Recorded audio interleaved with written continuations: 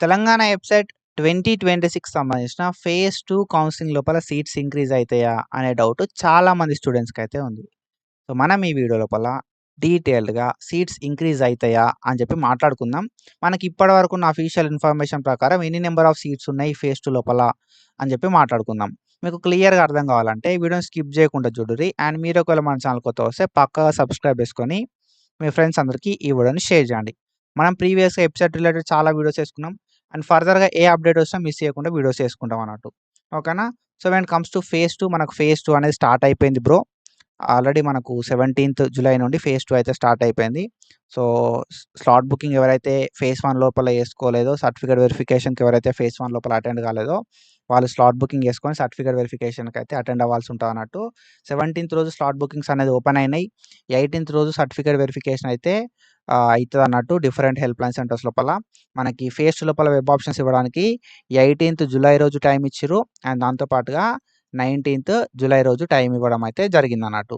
So, ఇప్పుడేంది కదా అంటే phase 2 లోపల సీట్స్ ఇంక్రీజ్ అయితే ఈ 18థ్ జులై రోజు మార్నింగ్ ఇంక్రీజ్ కావాలి. ఓకేనా? సో, మనకు 18థ్, 19థ్ ఈ 2 డేస్ లోపల మనకు ఏవైతే సీట్స్ ఉన్నాయో సీట్స్ అనేది ఇంక్రీజ్ అయిపోతాయి అన్నట్టు. ఓకేనా? 17థ్ రోజు నైట్ అయినా సీట్స్ అనేది ఇంక్రీజ్ అవ్వచ్చు. లేదు అంటే మనకు 18థ్ ఆర్ 19థ్ రోజైనా గూడా మనకు సీట్స్ అయితే ఇంక్రీజ్ అవ్వడానికి ఛాన్స్ అయితే ఉంటదన్నట్టు. మనకున్న అఫీషియల్ ఇన్ఫర్మేషన్ ప్రకారము అంటే ఇప్పటివరకు మనకు ఎన్ని సీట్స్ ఉన్నాయి అనే విషయానికొస్తే, సో, ఫేజ్ 1 తర్వాత అంటే ఫేజ్ 1 సీట్ అలాట్‌మెంట్స్ అయిన తర్వాత మనకు అప్రాక్సిమేట్‌గా 8,162 సీట్లయితే ఫిల్ కాలే అన్నట్టు. సీట్ అలాట్‌మెంట్‌లు అయినాయి గానీ, సీట్ అలాట్‌మెంట్ అయిన తర్వాత గూడా మనకు 8,162 సీట్లనేది డిఫరెంట్ కాలేజెస్ లోపల, డిఫరెంట్ బ్రాంచెస్ లోపల ఫిల్ కాకుండా ఉన్నాయన్నట్టు. దాంతో పాటుగా ఫేజ్ 1 రిపోర్టింగ్ అయిపోయిన తర్వాత రిపోర్టింగ్ చేయని స్టూడెంట్స్ ఆల్మోస్ట్ 19,325 మందున్నారు.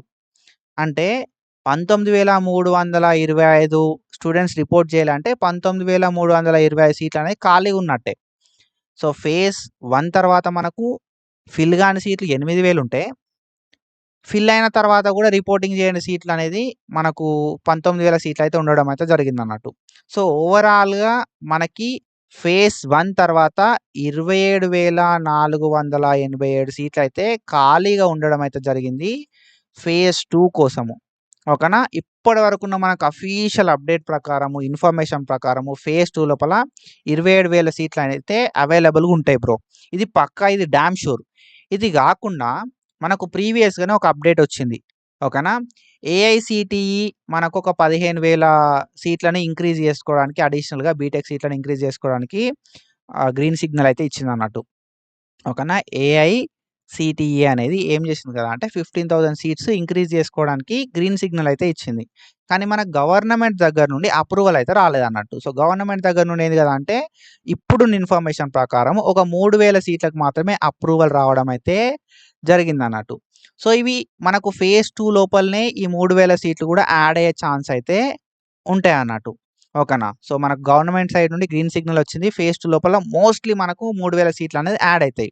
ఒకవేళ ఏమైనా సిట్యుయేషన్స్ వల్ల యాడ్ కాకపోతే మాత్రం మనకు ఫర్దర్‌గా ఫైనల్ ఫేజ్ లోపలైనా కూడా ఈ 3,000 సీట్లయితే అడిషనల్‌గా యాడ్ కావడం అయితే జరుగుతాదన్నట్టు. ఓకేనా? సో, మనకున్న ఇన్ఫర్మేషన్ ప్రకారం ఇప్పుడు ఒక 27,000 సీట్లయితే అవైలబుల్ ఉన్నాయి బ్రో. ఓకేనా? 27,000 సీట్స్ అయితే ఫేజ్ 2కి అవైలబుల్ ఉన్నాయి. అండ్ ఈ 3,000 సీట్లు కూడా యాడ్ అయితే 30,000 సీట్లు అయితాయి అన్నట్టు. సో, ఈవెన్ దో ఈ 27,000 సీట్లు ఉన్నా కూడా మనకు సీట్ వచ్చే ఛాన్స్ ఉంటది. కానీ కొన్ని ఎక్కువ వెబ్ ఆప్షన్‌లు పెట్టుకోవాల్సి ఉంటదన్నట్టు. సో, కొన్ని ఎక్కువ వెబ్ ఆప్షన్‌లు పెడితే మనకు సీట్ వస్తది. కొన్నిసార్లు బ్రాంచ్, కాలేజ్ కూడా కాంప్రమైజ్ కావాలి. ఓకేనా? సో, ఒకవేళ ఈ 3,000 సీట్స్ అనేది ఫేజ్ 2లో యాడ్ అయితే మాత్రం so, phase 2 web option start అయ్యే వరకి యాడ్ కావడం అయితే జరుగుతదన్నట్టు. సో, మనకు ఫర్దర్‌గా ఏదైనా అప్డేట్ వస్తే మాత్రం యాడ్ అయితే మాత్రం నేను డెఫినిట్‌గా చెప్తా. అండ్ ఎట్లాంటి మిస్టేక్స్ అవాయిడ్ చేయాలని చెప్పి కూడా నెక్స్ట్ వీడియోస్ లోపల మనం డీటెయిల్‌గా మాట్లాడుకుంటాం కాబట్టి పక్కాగా మన ఛానెల్‌ని సబ్స్క్రైబ్ చేసుకొని పెట్టుకోరి. అండ్ ఫర్దర్‌గా ఏ అప్డేట్ వచ్చినా వీడియోస్ అయితే చేసుకుందాం. So, do follow us for more content and thank you so much. Signing of.